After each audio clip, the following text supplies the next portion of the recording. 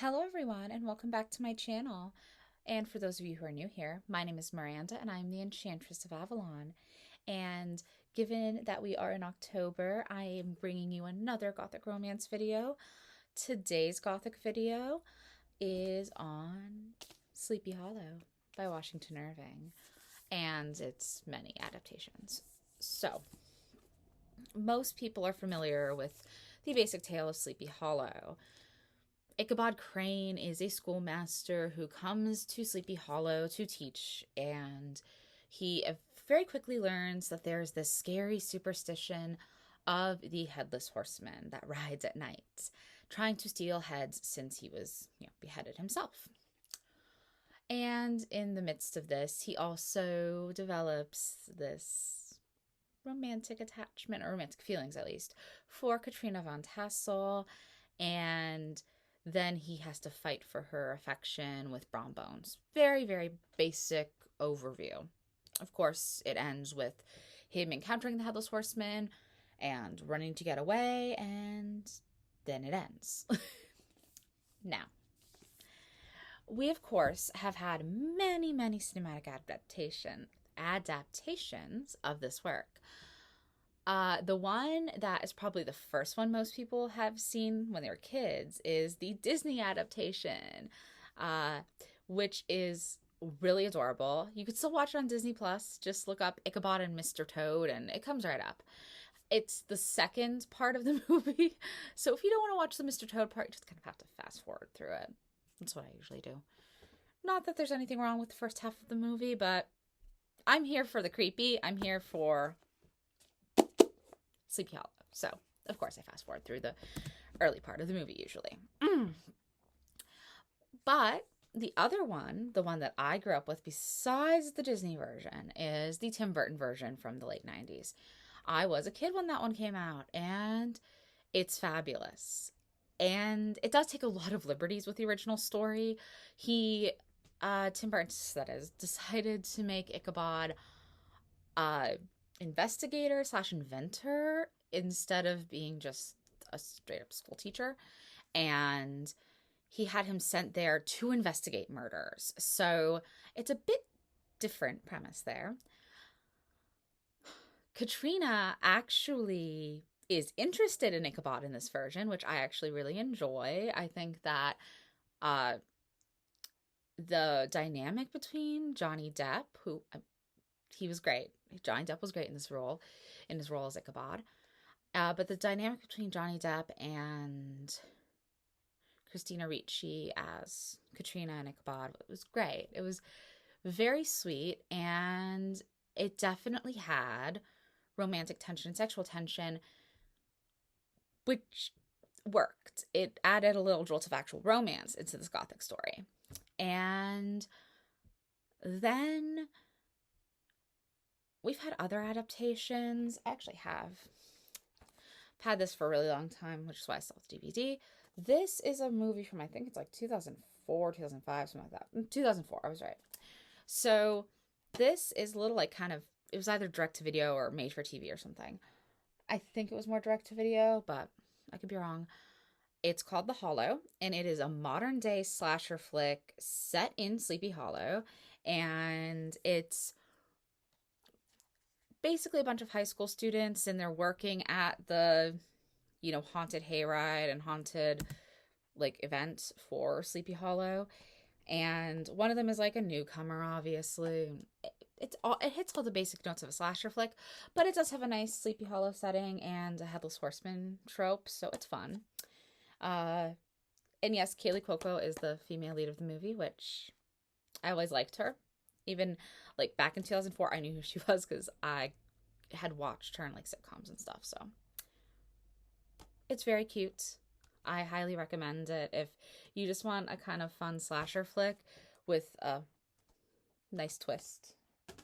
I mean, it's not the most amazing movie in the world, but it's fun.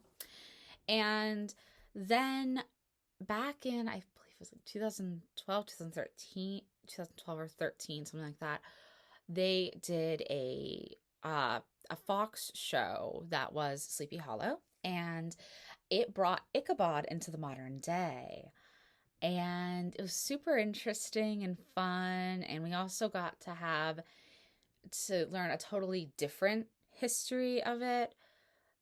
Like in that version, Ichabod wasn't a school teacher. He was, again, changing that part, he was actually in this version a soldier during the American Revolution. And he has like bigger ties to the Headless Horseman, like for a longer time. And Katrina wasn't this random girl that he comes to Sleepy Hollow and meets and is enamored with, but never really gets anywhere. Instead, she's his wife. And also, fun twist, she's a witch. That was my favorite thing. Making Katrina Van Tassel, now she's Katrina Crane, a witch, was my favorite thing that version did. It made me very, very happy. And also there's all these little like historical references. He knew a bunch of the founding fathers, and so there's tie-ins with the founding fathers, and also his horror at discovering secrets that have been uncovered of the founding fathers is prevalent throughout the series. Like, one of the early episodes makes reference to the fact that Jefferson had slaves and had a second family with one of his slaves, the whole Sally Hemings thing, and they actually show Ichabod an online resource that explains this, and he is horrified because he never thought of Jefferson in that way, and it's very fun. So, why has this particular tale of all of Washington Irving's tales really gripped our consciousness and stayed with us into the modern day? My answer is I think it's just because it's a really good ghost story. It's a very, very fun story. And it's short. I mean, here. Okay, let's see. It's actually the second. I think it's actually like the second tale in the book. No, it's not. Oh, it's not. It's like here. It's actually the third tale in this book, even though it's called Legends of Sleepy Hollow and Other Tales. So let's see. It starts on page 38 and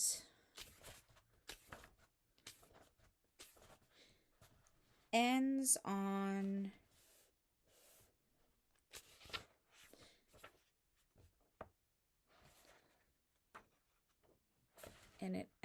on page 72. So it really isn't that long of a story. For a short story, it is on the longer side because a lot of short stories cap out at around 10 pages. This one does have, nearly 40 pages. It's over 30 pages long, so that is a longer short story. However, it's not a long tale, but there's just so much in there. There's a little bit of a love triangle between Ichabod, Brom Bones, and Katrina Van Tassel, which we figure out in the original story. She just was basically using Ichabod's affection to get Brom Bones jealous, so he'd finally propose and they can get married. It's not pretty, but it's what happened. And also the Disney version essentially just really plays that straight, which I like. The Disney version is actually one of the closest versions to the actual book, even though it's Disney. It's pretty damn close. It even, in the Disney version, has Ichabod's love of food. That is actually something. Him, like, getting food from all these townswomen and everything. That's actually right in the story. So, it's great. And now that I've covered Sleepy Hollow and why this classic ghost story is so prevalent and will always be prevalent, it's just such a fun, very American tale. And, I think that's why a lot of Americans really gravitate, because this is one of our earliest, like, ghost stories that feels super American as opposed to just the other Gothic tales that feel very British or very European in some way. This one is set in America and it's written by an American author. But that being said, I'm a lover of all that other stuff. I love the great Gothic traditions in Europe and in England especially.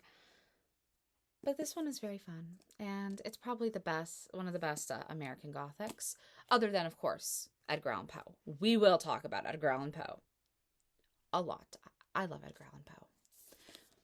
But when you think of like American Gothic stories and ghost stories, you think of Washington Irving, and then you also think of Edgar Allan Poe and all of his great Gothic literature. But very different styles. Washington Irving has a very classic, like it feels like classic Americana style, whereas whereas Edgar Allan Poe's style is much more rooted in the Gothic and the mysterious. You know, the beauty and strangeness, essentially. It's very fun. I do want to mention one other story that's in this book, because there's a lot of good ones, but the one other story I want to mention is the tale. I'm just going to read it right here. The Adventure of the German Students. It is a very great classic, and it actually is the story that inspired the story The Green Ribbon in the In a Dark, Dark Room collection. It's a children's horror story collection. It was the first horror story collection I ever read when I was 7. I was in elementary school, and I took it out of the elementary school library. Most of them were like, no big deal. But the one story, The Green Ribbon, terrified me. I was absolutely horrified. And it really stuck with me. And then I found out that it was based on a Washington Irving story. And I read the original story, and it's actually even better. The original story is great. It's, but you don't get the illustrations when you read that. You don't get that whole extra level of, hey, this is illustrations, and then, you know, her head is on the floor. You don't get that, where like, untie the ribbon, her head falls off. Like, you actually get illustrations in the children's book. But yeah, it's actually a book collection. That short story collection, the children's one, is by the same author who did all of the oh my goodness.